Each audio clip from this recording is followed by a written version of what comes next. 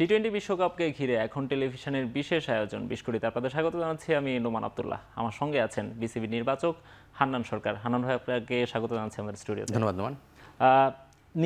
নির্বাচন প্যানেলে আসার পর আপনাদের সবচেয়ে বড় অ্যাসাইনমেন্ট ছিল বিশ্বকাপ, এবং বিশ্বকাপে এখন পর্যন্ত দল বেশ ভালো অবস্থানে আছে। আপনার কাছে কি একটু চাপমুক্ত মনে হচ্ছে নিজেদেরকে? চাপমুক্ত না, আসলে যখন একটা দায়িত্ব আসে, সেই দায়িত্বটা যখন ফুলফিল হয় সাকসেসফুলি, সেটা অবশ্যই তো একটা আনন্দ দেয়, একটা মানে বাহবা পাই, সেটা ভালোই লাগে। দল কিন্তু যেভাবে এগিয়ে যাচ্ছিল ওয়ার্ল্ড কাপের আগ পর্যন্ত, অনেক তর্ক বিতর্ক সমালোচনা অনেক কিছু তো ফেস করতে হয়েছে, বাট দলটা যখন ওয়ার্ল্ড কাপে ঘুরে দাঁড়িয়েছে এবং ভালো ক্রিকেট খেলছে, সেখান থেকে কিছুটা ভালো লাগে তো কাজ করছেই। আমাদের গোল যেটা ছিল ওয়ার্ল্ড কাপে যাওয়ার আগে যে আমরা সুপার 8-এ যাব, সেকেন্ড রাউন্ড খেলবো, সেই গোলের দিকে আমরা মোটামুটি এগিয়ে গিয়েছি। আশা করছি সেই জায়গাটা আমরা ফুলফিল করতে পারবো, তারপরের স্টেজে নতুন করে প্ল্যান করব। বাট যেই টার্গেটটা ছিল সেটা যখন মানে লক্ষ্যটা পূরণের দিকে এগিয়ে যাচ্ছে দল, স্বাভাবিকভাবে ভালো লাগা কাজ করছে। রাইট। কিন্তু আপনি যেটি বলছিলেন বিশ্বকাপের আগে কিন্তু আপনারা খুব চাপের মধ্যে ছিলেন, বিশেষ করে দল ঘোষণার দিনেও আমরা দেখেছি অনেক সমালোচনা হয়েছে। তানজিম সাকিবকে আপনাদের দলে নেওয়ার ব্যাপারটা অনেক সাহসী একটা ব্যাপার ছিল, কারণ সাইফুদ্দিন ফিরেছিল, এবং যে যুক্তি দেখিয়ে আপনারা তানজিম সাকিবকে নিয়েছেন বা সাইফুদ্দিনকে বাদ রেখেছেন সেটা নিয়ে অনেক সমালোচনা হচ্ছিল। এখন তানজিম সাকিব কিছুটা প্রুভ করছে নিজেকে। আমার প্রশ্নটা হচ্ছে তাকে নেওয়ার ব্যাপারে তখন আপনারা তখন কি ভাবছিলেন বা কলটা কাঁপছিল আসলে? বেসিক্যালি যখন আমরা 1 তারিখে টিম পাঠিয়ে দিই, সেই টিমে কিন্তু সাইফুদ্দিন ছিল। মানে আমরা যে স্কোয়াডটা ওয়ার্ল্ড কাপে দিয়েছিলাম, তারপরে চেঞ্জ করার সুযোগটা তো ছিল, আমরা সবাই জানি। তো সেই চেঞ্জ করার সুযোগটা ছিল, বাট আমরা কিন্তু সেই চান্সটা নিব সেটা এভাবে চিন্তা করিনি। বাট তখন আমাদের জিম্বাবুয়ে সিরিজ চলছিল, সেখানে সাকিবও স্কোয়াডে ম্যাচ খেলছিল, সাইফুদ্দিনও ম্যাচ খেলছিল। আমরা বেসিক্যালি এই জায়গাটায় কিন্তু তখনও কনফার্ম যে একদম সেটা বলবো না, বাট ওখানে একটা ডাউট কিন্তু আমাদের মধ্যে ছিল। বাট যেহেতু 1 তারিখে একটা নিয়ম ছিল যে পাঠাতে হবে, সেই জায়গায় কিন্তু আমরা সাইফুদ্দিনকে ধরেই পাঠিয়েছিলাম। লিপু ভাই অলরেডি কিন্তু আমাদের সেই প্রেস মিটে কিন্তু বলেছিল যে আমরা সাইফুদ্দিনকেই রেখেছিলাম। তারপরে সময়ের সঙ্গে সঙ্গে যখন ম্যাচগুলো গেলো, যেভাবে সিরিজটা শেষ হলো, আমরা ইউএসএতে টিম পাঠাচ্ছি, যেটা ন্যাশনাল টিম যাচ্ছে, যেটা ওয়ার্ল্ড কাপ স্কোয়াড হিসেবে যাচ্ছে। সেখানে যখন আমরা অ্যানালিসিস করেছি, সেখানে কন্ডিশন, সেখানে আমাদের কী সিচুয়েশন দাঁড়াচ্ছে, তাসকিনের একটা ইনজুরি ছিল, সব কিছু মিলে আমরা দেখেছি যে আমাদের আসলে ওই ধরনের একটা মিডিয়াম পেস বলারের চেয়ে আমাদের অ্যাগ্রেশন যার বেশি তাকেই প্রায়োরিটি দিতে হবে। বিকজ তাসকিন কিন্তু আমরা জানি ফার্স্ট ম্যাচ থেকে খেলতে পারে, মেডিকেল বিভিন্ন জায়গা থেকে আমরা নিউজ নিয়ে শুনতে পেরেছি, বাট তারপরেও কিন্তু একটা ডাউট থাকে, কিছুটা ডাউট তো থাকে। 80% আমরা কনফার্ম ফার্স্ট ম্যাচ থেকে আমরা তাসকিনকে পাচ্ছি, বাট তারপর আমরা মনে হয়েছে যদি তাসকিন খেলতে না পারে, আমাদের ওই যে একজন এগ্রেশন বলার, সেই জায়গাটা কিন্তু আমরা মিস করব। মানে সাকিব কিন্তু সেই জায়গাটা আমরা জানি, যেহেতু আমরা ডোমেস্টিক ক্রিকেট ফলো করি, স্পেশালি যদি আমরা বলি যে আমরা খুব ক্লোজলি ম্যাচ দেখি। আমি তো 19 থেকেই একে খুব কাছ থেকে দেখছি, আন্ডার 18 থেকেই বেসিক্যালি। তো সবগুলো বিষয় কিন্তু আলোচনায় এসেছে যে আমাদের ওই তাসকিনের রিপ্লেসমেন্ট যদি এগ্রেশনের জায়গা থেকে চিন্তা করা হয়, যে 140+ বল করতে পারে, পাশাপাশি তার বডি ল্যাঙ্গুয়েজটা সেই ধরনের রয়েছে, সেই জায়গা থেকে হয়তো অপশনটা তখন আরেকটু স্ট্রং হয়েছে। পাশাপাশি টিম করার ক্ষেত্রে একটা জিনিস কিন্তু মাথায় রাখতে হবে, টিম যখন মাঠে খেলে তখন আমরা সবাই দেখি, কিন্তু টিম যখন ড্রেসিং রুমে থাকে তখন কী অ্যাটিটিউড হচ্ছে, কী ধরনের কথাবার্তা হচ্ছে, ভিডিও অ্যানালাইসিস যখন হচ্ছে, বলারকে বা ব্যাটারকে কিন্তু কিছু টার্গেট দেওয়া হয়, সেই জায়গাগুলো কে কীভাবে ডিল করছে, সেটা কীভাবে ডেলিভার করছে, এই অ্যানালাইসিসগুলো কিন্তু হেড কোচ, ক্যাপ্টেন কিন্তু খুব ক্লোজলি দেখার সুযোগ পায়। সিলেক্টর সাধারণত সেই জায়গাটায় টিম মিটিংগুলোতে থাকে, অনেক সময় থাকে কিন্তু অ্যানালাইসিসগুলোতে থাকে না। সেখানে কোচ এবং ক্যাপ্টেনের একটা ফিডব্যাক কিন্তু এই সিলেকশনের ক্ষেত্রে খুব বড় ভূমিকা রাখে। তো তাদেরও সেই অবজারভেশনটা ছিল, তারাও তাদের পজিশন থেকে অবজারভেশন দিয়েছে, পাশাপাশি আমরা সিলেক্টররাও কিন্তু সেটা নিয়ে অ্যানালিসিস করেছি, তারপরে সাকিবকে নেওয়া। এবং আমরা এই জায়গায় খুব স্যাটিসফাইড যে আসলে আমরা সাকিবকে যেভাবে চিন্তা করেছিলাম, লাকিলি সাকিব সেটা ডেলিভার করছে। যদিও আনফর্চুনেট যে শরীফুল ইনজুরিতে যাওয়ার কারণে সেই সুযোগটা এসেছে, বাট সেই জায়গাটা আমাদের আসলে ওইভাবে চিন্তা করতে হয়নি। শরীফুল যে নেই, সেই জায়গাটা কিন্তু আমরা ওইভাবে মিস করিনি সাকিবের পারফরমেন্সের কারণে। সো অ্যাট দ্য এন্ডে কিন্তু সাকিবকে নেওয়ার যে সিদ্ধান্তটা, সেটা কিন্তু সাকসেসফুলি এখন দেখা যাচ্ছে আমরা করতে পেরেছিলাম। রাইট। একটু রিশাদকে নিয়ে কথা বলতে চাই। এখন পর্যন্ত সোফার বাংলাদেশের বেস্ট বোলার, যদি উইকেট টেকিংয়ের কথা বলি, যদিও কিছুটা এক্সপেন্সিভ বল হাতে, কিন্তু বাংলাদেশ একটা লেগ স্পিনার অনেক বছর ধরে খুঁজছিল। আপনারা তাকে বিশ্বকাপে পাঠানোর সময় কী ধরনের প্ল্যান করেছিলেন আসলে? আসলে রিশাদ নিয়ে কথা বলতে গেলে আমি প্রথমেই কিন্তু গত সিলেকশন প্যানেল, নান্নু ভাই, বাশার ভাই এবং রাজ্জাক, ওনারা 3জন ছিলেন, তাদেরকে একটা ক্রেডিট দিতে হবে। বিকজ আমরা যখন একটা প্লেয়ারকে সিলেক্ট করি, সাধারণত কিন্তু তার প্রিভিয়াসলি কিছু পারফরমেন্স দেখে সিলেক্ট করি। রিশাদকে সিলেকশনের ক্ষেত্রে কিন্তু সেই প্রিভিয়াস তেমন কোনো পারফরমেন্স দেখার সুযোগ ছিল না, কারণ ঢাকা লিগে সে রেগুলার ম্যাচ খেলছিল না, এনসিএলে খেলছিল না, বিপিএলে ম্যাচ খেলছিল না। তারপরে সিলেক্টররা তার উপর ভরসা রেখেছে, তারা কিন্তু তাকে টিমে কন্টিনিউ করেছে। তারপরে ক্রেডিটটা দিতে হবে হাতুরা সিংকে, বিকজ নিউজিল্যান্ডের মাটিতে তাকে দিয়ে গেম খেলিয়ে দেওয়া, এক্সপেরিমেন্টাল একটা সিরিজ হিসেবে তাকে সুযোগ নেওয়া, সেই জায়গাটা রিশাদ কিন্তু নিজেকে ডেলিভার করেছে। সো সেই জায়গা থেকে কিন্তু সে কনফিডেন্সটা পাওয়া শুরু করেছে এবং তারপরে সেটা কন্টিনিউ প্রসেসে ছিল। বিকজ আমরা অনেক আগে থেকেই বলে আসছিলাম এবং ফিল করছিলাম যে আসলে টি-20 ক্রিকেটের লেগ স্পিনার যদি দলে থাকে অনেক সময় একটা ইম্পর্টেন্ট রোল প্লে করে ম্যাচ টার্নিং পয়েন্ট তৈরি করে দিতে পারে। আমরা দেখেছি কয়েকটা ম্যাচে ও কিন্তু মোমেন্টাম ঘুরিয়ে দিয়েছে। লাইক এই 3টা ম্যাচে আমরা দেখি, যদি শ্রীলঙ্কায় ম্যান অফ দ্য ম্যাচ, পরের 2টা ম্যাচে কিন্তু উইকেট নিয়ে মোমেন্টাম ঘুরিয়ে দেওয়ার যে বিষয়টা সে কিন্তু করেছে। একজন লেগ স্পিনারের কাজটা এটা সাকসেসফুলি করতে পারলে কিন্তু টিম অনেক বেনিফিটেড হয়। সেই জায়গা থেকে আমরা মিস করছিলাম লেগ স্পিনার, বাট সে আসার পরে কিন্তু সময়ের সঙ্গে সঙ্গে প্রতিদিন উন্নতি করছে। এবং সবচেয়ে বড় যে ব্যাপারটা, লাস্ট ক্রেডিটটা দিতে হবে মোস্তাক আহমেদ। মোস্তাক ভাই আসার পরে রিশাদের আমরা কিন্তু এরকম টার্ন আসলে দেখে অভ্যস্ত ছিলাম না। রিশাদ মোর লাইক স্ট্রেটার বোলার ছিল, কিন্তু এখন রিশাদের বলে আমরা টার্ন দেখছি, টার্ন করে বিট করছে। সো সব কিছু মিলে আমার মনে হয় যে রিশাদ যেমনটা ডেভেলপ করেছে, বাকি যারা তার পিছনে ছিল তাদেরকেও ক্রেডিট দিতে হবে। সো আমাদের লেগ স্পিনারের ঘাটতিটা মনে হয় আমরা পূরণ করতে পারছি এবং আলহামদুলিল্লাহ যে খুব ভালো প্রসেসে রয়েছে এবং ডে বাই ডে প্রতিটা দিন ইমপ্রুভ করছে। হানান ভাই, আমরা সফলদের নিয়ে কথা বলছি, একটু ব্যর্থদের নিয়েও কথা বলতে চাই। বিশেষ করে টপ অর্ডারটা কিন্তু আমাদের জন্য অনেক বড় একটা কনসার্নের ব্যাপার হয়ে দাঁড়িয়েছে। আমরা দীর্ঘদিন ধরেই দেখছি আমরা যাদেরকে টপ অর্ডারে খেলাচ্ছি, বিশেষ করে লিটনের উপর আমার মনে হয় একটা বড় দায়িত্ব ছিল। আপনারাও নিশ্চয়ই তার উপর আস্থা রেখেছেন, এই কারণেই যে তিনি সিনিয়র ক্রিকেটার। এখন পর্যন্ত কিন্তু তিনি কোনো ম্যাচে সেভাবে ডেলিভার করতে পারেননি। দক্ষিণ আফ্রিকার এগেনস্টে তিনি একটা রান করেছেন, কিন্তু সেখানেও তার স্ট্রাইক রেট নিয়ে প্রশ্ন আছে।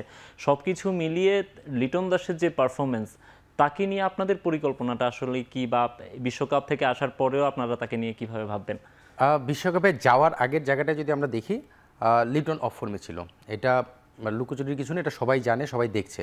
বাট ওই মুহূর্তে নতুনভাবে আমরা কোনো কিছু চিন্তা করতে চাইনি, বিকজ আমরা জানি যে আইসিসি ইভেন্টে বা এই ধরনের টুর্নামেন্টে কিন্তু এক্সপিরিয়েন্স ম্যাটার করে। মানে আর লিটনের প্রিভিয়াস আমরা যদি দেখি আইসিসি ইভেন্টগুলোতে কিন্তু তার পারফরমেন্স ভালো, সে সেটা প্রিভিয়াসলি করে এসেছে। এখন এই মুহূর্তে সে হুট করে নতুন আরেকজনকে নিয়ে গেলাম, সে ফেল করলে তখন আরও বুমেরাং হতে পারে। সেই জায়গা থেকে আমরা চিন্তা করেছি ঠিক আছে, ফর্মে ফেরানোর জন্য কিছু সময় তো আমাদের হাতে আছে। ইউএসএ যে যাচ্ছে দল, সেখানে বেশ কিছুদিন খেলার সুযোগ পাচ্ছে, প্রিপারেশন নেওয়ার সুযোগ পাচ্ছে। সব কিছু চিন্তাভাবনা করে আমরা এক্সপিরিয়েন্স লিটনের উপরেই ভরসা রাখতে চেয়েছি এবং সেই ভরসাটা রাখাটা যে একদম ফেল করেছে বলবো না। প্রথম ম্যাচে স্ট্রাইক রেট নিয়ে কথা হচ্ছে, বাট দেখতে হবে আমরা কোন কন্ডিশনে কাদের এগেনস্টে কীভাবে খেলছি। যেখানে খেলাই হচ্ছে 120, 30, 40-এর খেলা, সেখানে যদি স্ট্রাইক রেট 100 রাখা হয়, সেটাও কিন্তু সাকসেসফুল বলতে হবে।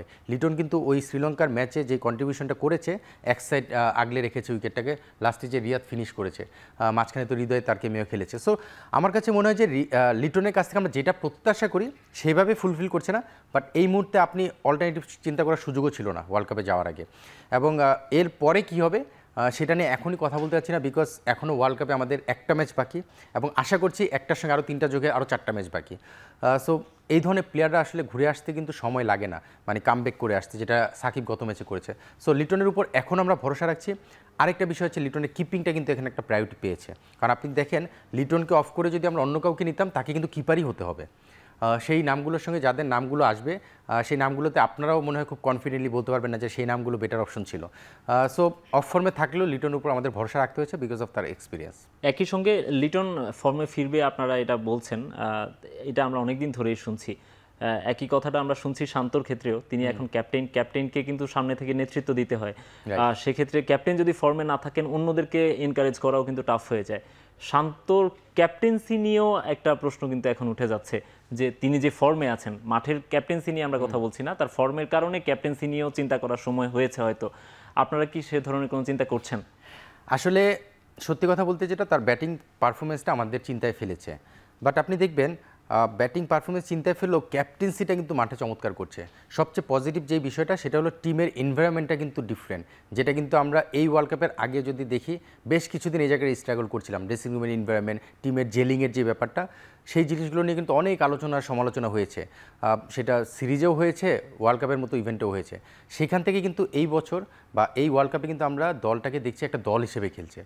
অবশ্যই তার ব্যাটিং কনসার্ন, বাট এখন এই মুহূর্তে কিন্তু নতুনভাবে চিন্তা করার কোনো সুযোগ নেই, নতুনভাবে কিছু আমরা ভাবতেও চাচ্ছি না, বিকজ দলটা দিন শেষে রেজাল্ট হচ্ছে এবং সেই দল রেজাল্ট করার ক্ষেত্রে কিন্তু ব্যাটিংয়ে পারফর্ম না করলেও মাঠে ক্যাপ্টেন্সি কিন্তু শান্ত চমৎকার করছে। এই 3টা ম্যাচে আমরা দেখেছি সেটা। হানান ভাই, এখানে আমি সমর্থকদের একটা প্রশ্ন করি অবশ্যই যে শান্ত কি তাহলে ক্যাপ্টেন কোটায় খেলছে বিশ্বকাপে? সেটা হতে পারে বিকজ সবচেয়ে বড় কথা কি, আপনি শান্তকে অফ করলেন ফর এক্সাম্পল, আপনি বেস্ট 11-এ অন্য কাকে নেবেন, সে কি ফর্মে আছে? আপনি সৌম্যর কথা বলবেন একটু পরে, লিটনের কথা বলবেন, লিটনের জায়গাটা ফিল আপ করার জন্য এখন কিন্তু অলরেডি অপশন নেই, বিকজ লিটন কিপিং করছে এবং কিপিংয়ে কিন্তু ডিফারেন্সটা দেখেই দিচ্ছে আমাদেরকে, তার কিপিংটা কী মানের। জাকিরের জায়গাটা কিন্তু কিপিংটা নিয়ে একটু ডাউট আমাদের সবসময় ছিল। সো লিটন কিপিংটার একটা অ্যাডভান্টেজের কারণে ব্যাটিং করার সুযোগ পেয়েছে বা টিমে আসার সুযোগ পেয়েছে। শান্তর যে ক্যাপ্টেন কোটা যেটা বলেন, মানুষ যেটা বলে সেভাবে চিন্তা করতে পারেন। এখন যদি এমন হতো যে শান্তর অল্টারনেটিভ যে খেলবে সেও যদি ফর্মে থাকতো, আপনি হয়তো সেই আলোচনাটা আনতে পারতেন। সো সেই রকম ফর্মে কিন্তু যারা অল্টারনেটিভ রয়েছে তারা নেই। আর শান্তকে দল থেকে বাদ দিয়ে যে আপনি চিন্তা করবেন এই মুহূর্তে তো সেটাও চিন্তা করার সুযোগ নেই। আর শান্ত যখন ওয়ার্ল্ড কাপে গিয়েছে, যাওয়ার আগে কিন্তু শান্ত অন অফে খারাপ ভালো করছিল, মানে আপনি একদম কনসিস্টেন্ট সব ম্যাচ খারাপ করেছে সেটা বলতে পারবেন না। ক্যাপ্টেন্সি পুরোদমে যখন পেলো 3টা ফর্মেটে, তারপরে কিন্তু শ্রীলঙ্কা সিরিজ আমরা হোমে খেলেছি, যেখানে কিন্তু টি-20 একটা ম্যাচ আমরা জিতেছিলাম 2-1 সিরিজ হারার পরেও, সেই ম্যাচে ম্যান অফ দ্য ম্যাচ কিন্তু শান্ত 50 করে নট আউট ছিল। সো শান্ত তারপরে যে জিম্বাবুয়ের সঙ্গে আশানুরূপ করেনি, ইউএসএতে যেও ভালো করেনি, বাট এই মুহূর্তে ক্যাপ্টেন যদি দল দিন শেষে রেজাল্ট বের করে আনতে পারে দল থেকে, তাকে আপনি অল্টারনেটিভ চিন্তা করবেন না। তাও করতে পারতেন যদি তার ব্যাকআপ অপশনে বেটার কোনো পারফর্মার থাকতো, সেই জায়গায় কিন্তু আমাদের ওই অবস্থায় নেই। রাইট। একই সঙ্গে হানান ভাই, আমি আপনার কাছে আরেকটা প্রশ্ন করতে চাই। শান্ত লিটনকে নিয়ে আমরা যেহেতু কথা বলছি, আমরা যখন শান্তকে ক্যাপ্টেন্সি দেওয়া হয় তখন শুনেছি যে শান্ত লিটনের মধ্যে একটা দ্বন্দ্ব চলছিল। আসলে কি এরকম ড্রেসিং রুমে এই ধরনের কোনো ব্যাপার কি হয় আসলে, বা এই ধরনের কোনো কিছু কি কাজ করে কিনা ক্রিকেটার? একদমই না, আছে কিনা আসলে? আমি এই জিনিসটা একদম মানে এটা ইন্ডিয়ান নিউজ, সেটা আমি শেয়ার করতে পারি এখানে, বিকজ এটা জানা দরকার। মানুষের এই ধরনের বিষয়গুলো কিন্তু অনেক সময় নেগেটিভ ইম্প্যাক্ট পড়ে প্রতিটা মানুষের মধ্যেই, মানে এই যে রিউমারগুলো। শান্ত এবং লিটন খুব ভালো সম্পর্ক। শান্ত অ্যাজ এ ক্যাপ্টেন লিটনকে উইকেটের পিছনে সবসময় চায়। কেন চাই আমি বলি, শান্ত যখন উইকেটের পেছনে থাকে, লিটন যখন উইকেটের পেছনে থাকে, শান্তকে খুব ভালো ফিডব্যাক দেয় যে শান্ত এখন এই বলটা করলে ভালো, বা উইকেটে এরকম হচ্ছে, বা ফিল্ডিংটা একটু এদিকে সরালে ভালো, বা এই জিনিসগুলো। এই ট্রাস্টটা ক্যাপ্টেনের লিটনের উপর খুব ভালো রয়েছে। এই সম্পর্কটা এখনো আছে? 100% আছে। এবং এই ওয়ার্ল্ড কাপে আপনি দেখবেন এই দুজনের, আপনি যদি মানে মাঠের অ্যাক্টিভিটিসগুলো দেখেন সেটাতে বুঝতে পারবেন আপনি কিভাবে কোঅপারেট করছে দুজন। এখানে সাকিব রিয়াদ তো 100% করছে, তার সঙ্গে লিটনের পিছন থেকে, উইকেটের পিছন থেকে যে ইনফরমেশনগুলো পাস করা দরকার সেগুলো খুব ভালো মতো করছে। এবং শান্ত ওই ট্রাস্টটা কিন্তু লিটনের উপর করে, এই জন্যই কিন্তু চাই যে উইকেটের পিছনে লিটন থাকলে আমার অনেক কাজ সহজ হয়ে যায়। তো এটা কিন্তু ইম্পর্ট্যান্ট, মানে ক্রিকেট ম্যাচে কিন্তু উইকেট কিপারে খুব ভালো ভূমিকা থাকে, বিকজ বলার যখন এত দৌড়ে এসে বা এত কিছু চিন্তার মধ্যে থেকে ডেলিভারিটা করে, কিপার কিন্তু সবচেয়ে ভালো জাজ করতে পারে, ব্যাটসম্যানকে রিড করতে পারে, পাশাপাশি উইকেট বলার কীভাবে চিন্তা করছে এই সবগুলো বিষয়। সো সেই জায়গা থেকে লিটন মতো এক্সপিরিয়েন্স কিপার থাকাতে শান্তর কাজটা অনেক সহজ হয়, এবং তাদের যে লিঙ্কটা এটা খুব ভালো রয়েছে। এবং শুধু শান্ত লিটন না, আপনি পুরো টিমের এনভায়রনমেন্টটা যদি আপনি দেখেন, তাদের মাঠে দৌড়াদৌড়ি থেকে শুরু করে প্রতিটা জায়গায় যদি আপনি দেখেন, সেই জায়গাটা সেটা প্রতিলক্ষিত হয়। সবচেয়ে বড় জিনিস, একটা টিম যখন 11 জন মাঠে ফিল্ডিং করে এবং ডাগ আউটে বাকি 4 জন প্লেয়ার বসে থাকে, আপনি তাদের চেহারা, তাদের এক্সপ্রেশনগুলো দেখবেন, সেখান থেকে বুঝতে পারবেন টিমের এনভায়রনমেন্টটা কেমন রয়েছে। তো সেই জায়গা থেকে আমার মনে হয় যে আপনারা যদি এটা একটু ক্লোজলি নেক্সট টাইম থেকে অবজার্ভ করেন, আপনারা দেখতে পাবেন যে টিমের মধ্যে খুব ভালো একটা জেলিং অবস্থা রয়েছে। রাইট। আমরা আপনার কাছে আবারও ফিরবো, টিম নিয়ে কথা বলবো, ছোট্ট একটা বিরতি নিয়ে। অবশ্যই। বিস্কুরিতে নিচ্ছে একটা বিরতি, ফিরছি একটু পর।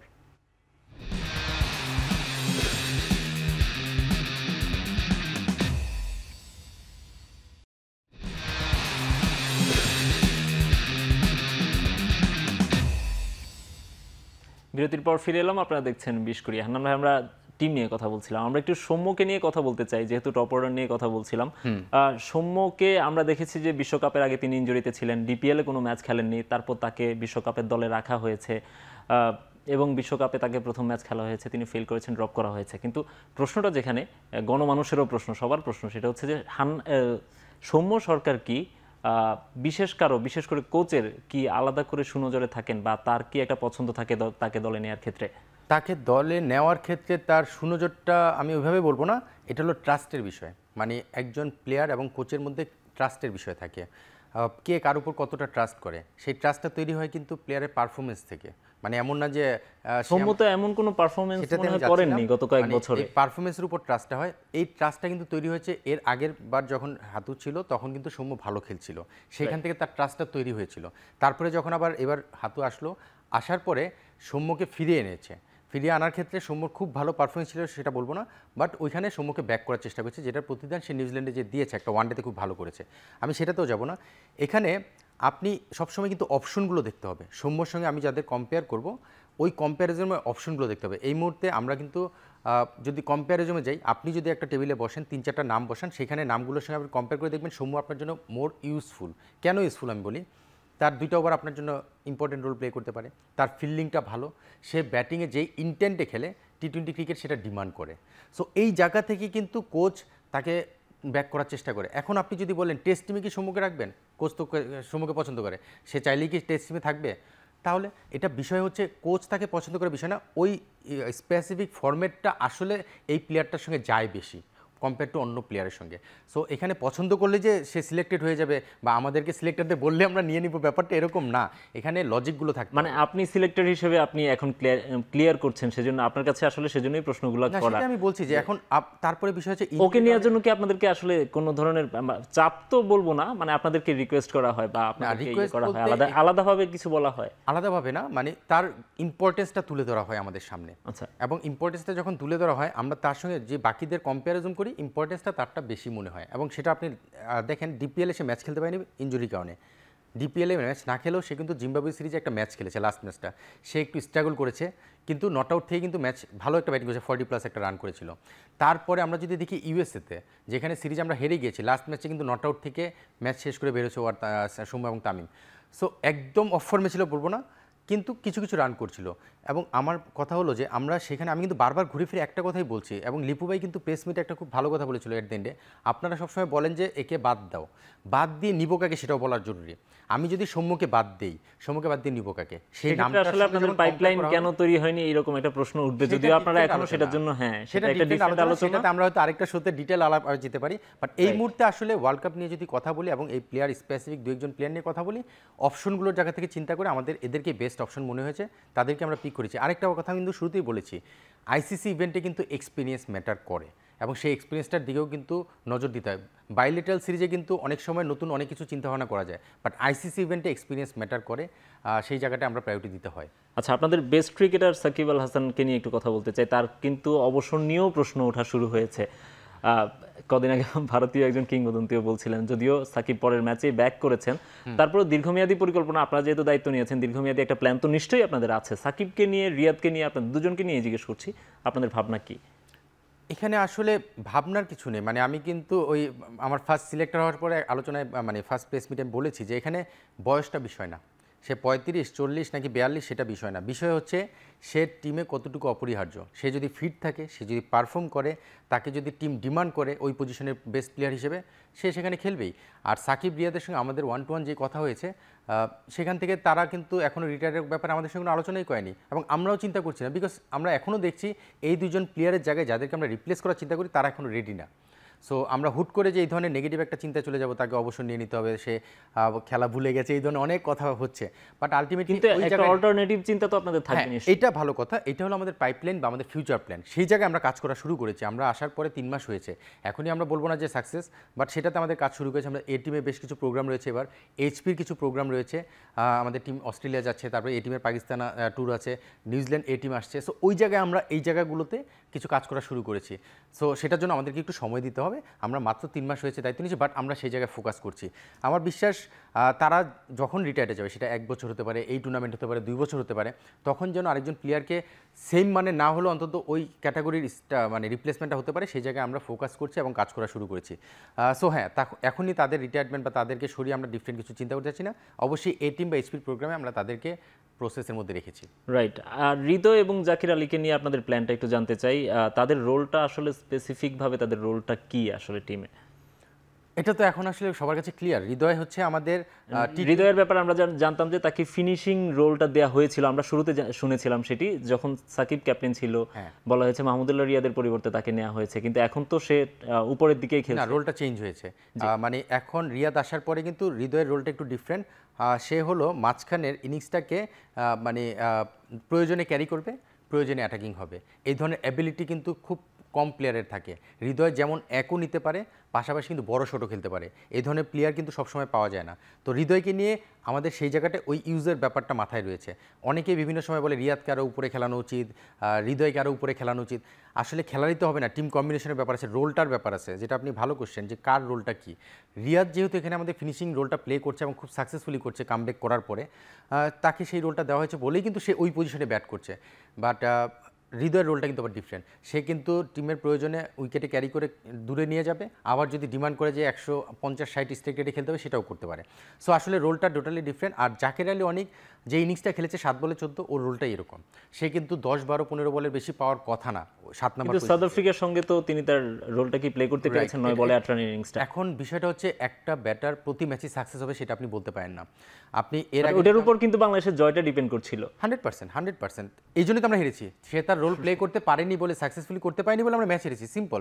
কালকে তার রোল ছিল যেটা সে সাকসেসফুলি করেছে বলে আমরা 20টা রান বোর্ডে বেশি পেয়েছি। সো এই জন্যই তো মানে যার রোল যেটা সে সেটা জানে, এবং টিম থেকেও বলা হয়েছে এবং টিম কম্বিনেশনটা সেভাবে সাজানো হয়েছে। এখন রোলটা যেদিন সাকসেসফুলি করবে সেদিন টিম জয় লাভ করবে, আর যেদিন করতে পারবে না টিম ফেল করবে। সো জাকের আলী আগের দিন সেম পজিশনে নেমেছে, সেম রোল প্লে করার জন্যই নেমেছিল। সে সাকসেস পায়নি, দলও হেরে গিয়েছে। গতকালকে সাকসেসফুলি করেছে, টিম 20 রান বেশি পাওয়াতে কিন্তু আমাদের টিমের মোটিভেশন চেঞ্জ হয়েছে। 140 আর 160-র মধ্যে কিন্তু একটা বিরাট পার্থক্য রয়েছে, স্পেশালি টি-20 ক্রিকেটে 1-2 রান ম্যাটার করে। তো সেখানে জাকির আলী 7 বলে 14 রানের ইনিংসটাও কিন্তু তার ওই রোলটা ছিল, সে সেটা সাকসেসফুলি করেছে, যেটা আগের ম্যাচে করতে পারেনি। রাইট। হানান ভাই, আপনার কাছে আসলে অনেক প্রশ্ন ছিল, কারণ দর্শকদের অনেক প্রশ্ন আছে যে বাংলাদেশের যে টিমটা পাঠিয়েছেন তারা কে কেমন করছে, বা একাদশে যারা আছে তারা কে কোন হিসেবে দলে চান্স পেয়েছে, এসব নিয়ে অনেক প্রশ্ন। আমরা সময় স্বল্পতার কারণে সবগুলো প্রশ্নের উত্তর নিতে পারছি না, বাট যতটুকু জানিয়েছেন সেজন্য আপনাকে ধন্যবাদ। আমাদের সঙ্গে সময় দেওয়ার জন্য আপনাকে ধন্যবাদ। ধন্যবাদ নোমান। আশা করি আমিও আসলে দর্শকদের কিছু বিষয় ক্লিয়ার করতে চাই, এবং এই জন্যই কিন্তু আজকে প্রোগ্রামে আসা। আমি খুব বেশি শো এবার করছি না, ন্যাশনাল সিলেক্টর হওয়ার পরে আসলে একদমই শো কম করছি। বাট হ্যাঁ, আমার কাছে মনে হয়েছে কিছু কিছু বিষয় সাধারণ মানুষ থেকে শুরু করে দর্শকরা জানা দরকার, সেই জন্যই আসা। থ্যাংক ইউ হানান ভাই। শেষ করছি 20 কোটির আজকের আয়োজন।